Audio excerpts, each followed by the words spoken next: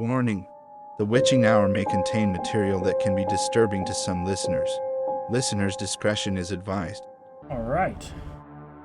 What's up, everybody? Thank you guys for stopping by the stream or stopping by the video, whichever one you're watching. Now, my name is I6, and this is episode 2 of the podcast, The Witching Hour. We are doing the top 5 most haunted locations in each state for our first series, and we are starting with Alabama, and we're on episode 2 now, so we are on Alaska. So, without further ado, let's jump into it.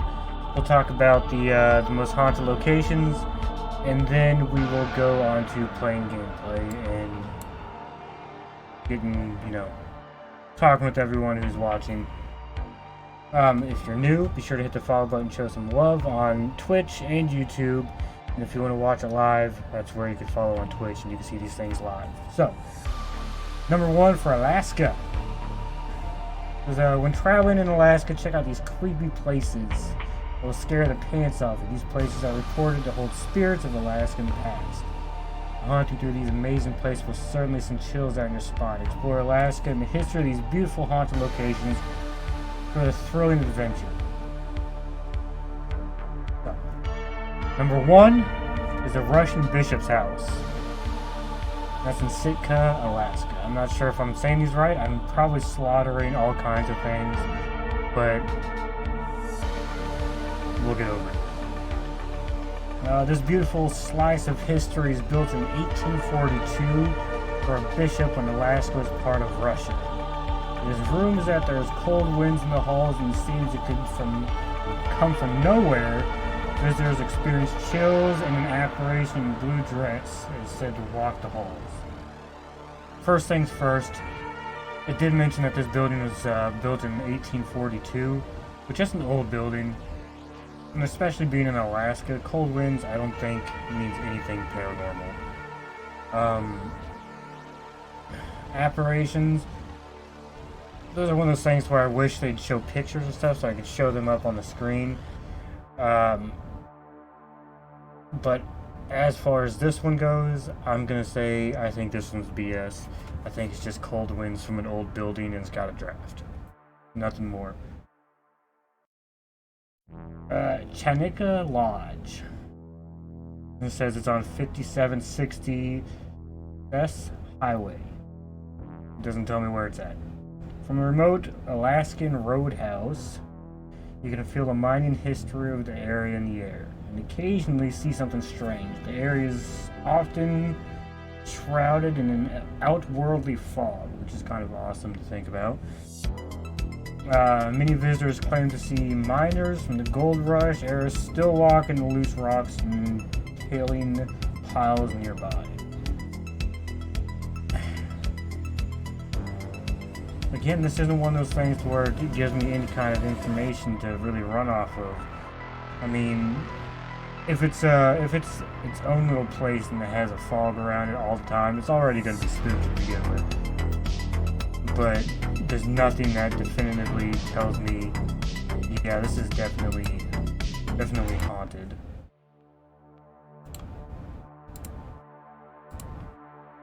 Oop. Back to Blake. Blake, how's it going? 3 months subscribed. That's what I'm talking about. Hey, I appreciate it, Blake.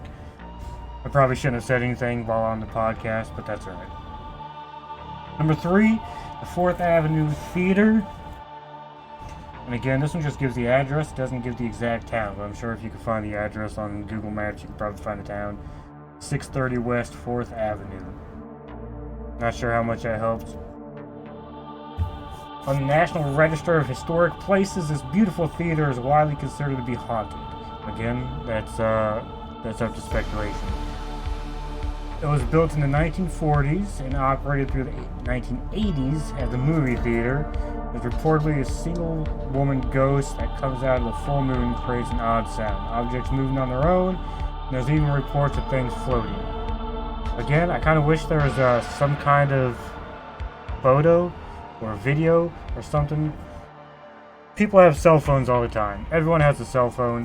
Why could you not record something floating in the air? That'd be the first thing I'd do. being built in the 1940s, again with the, like I said in the first one, it's up to speculation whether you consider haunted or not. Old places like that regularly get some kind of draft to give you some kind of chills. So this one, I'd say it's a possibility, but as for the first two, the Russian Bishop House and the Lodge, I think those are both BS. This one I'll give a possibility to. At least a possibility. Number 4, the Northwest Arctic Heritage Center.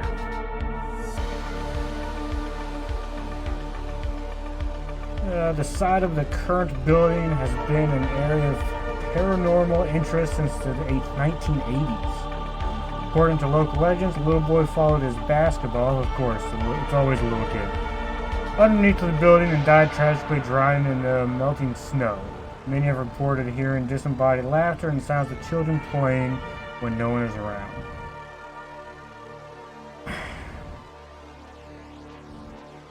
First of all, anything like, if you're by yourself and you hear a child laughing, that's always freaky. That's the kind of shit that gives people nightmares. This one, it's a possibility, but there's no definitive information or logical information why this would be haunted, or if it's haunted at all. People, they think something's spooky and they automatically assume that it's haunted. Igloo City is mile 214.5 Parkway Highway. There's a couple of them, I was reading up on it in Alaska, and there's a couple of them that I'd like to get to, and I'm sure I'll get to that in other episodes, but as far as this one, this will be number 5. And this abandoned roadside hotel lies on the Park Highway near Cantwell. A 4-story concrete building that never opened to customers. This remote area is dark and empty, except for a few times when travelers have reported seeing lights in the long, empty building, seeing the silhouette of a woman standing in the window of the hotel.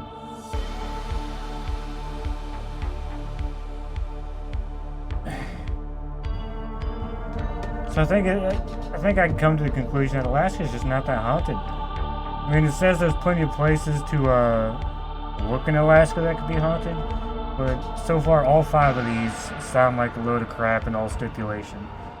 And I hate to be that person because I love paranormal stuff, but I hate to be that person that says I think they're just making some of it up just to get publicity and to get people to come in.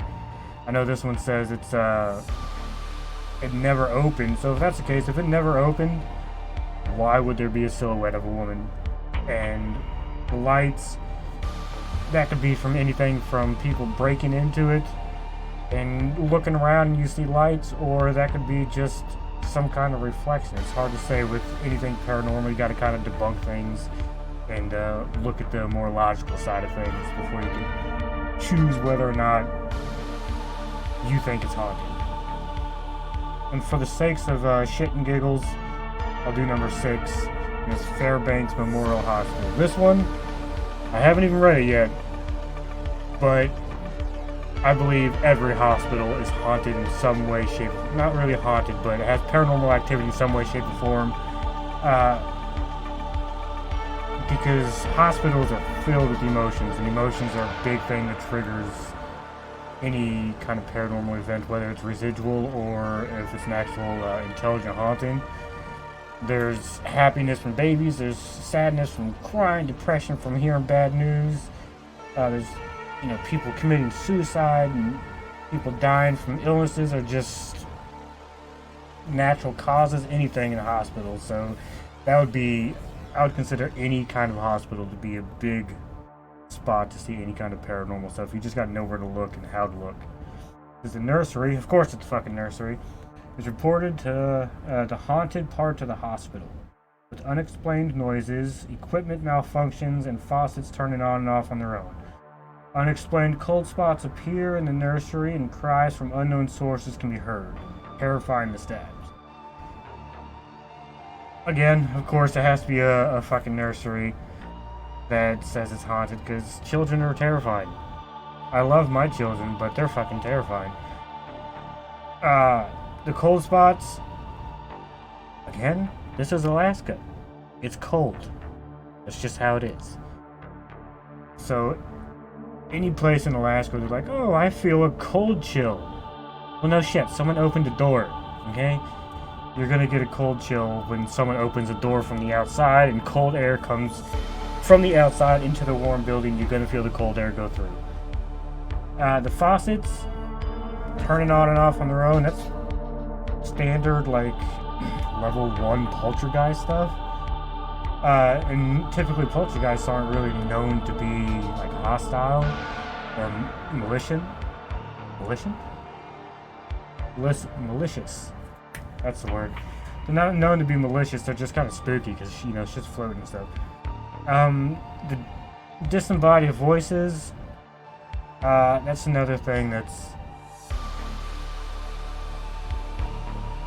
kind of hard to go from without any kind of videos or pictures or recordings.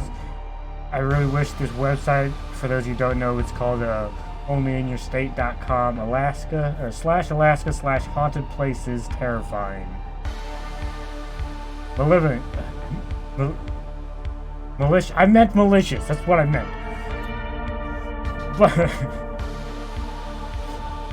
But without any kind of, I don't think I'm gonna go to this website anymore for any kind of information because I'd like to have some kind of videos or some kind of EVP or recording or pictures or anything to show that it's some kind of evidence. You need something.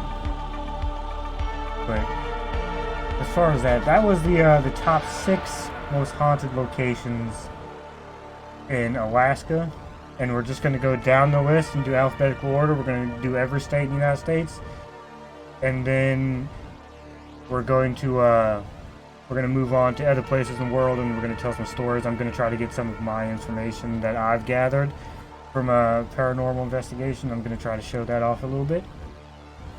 So that will be it for this proportion of the stream or video, whatever you're watching. And that will be episode 2 of the podcast, The Witching Hour. If you guys like what you see, hit the follow button, show some love, hit subscribe on YouTube. Hopefully I see you guys in the next video. And as for the question today is, do you believe any of these spots that they've mentioned have any kind of activity, or do you think it's just a load of bullshit? I will see you guys in the next one.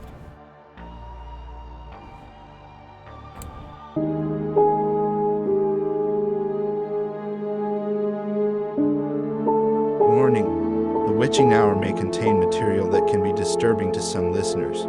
Listeners' discretion is advised.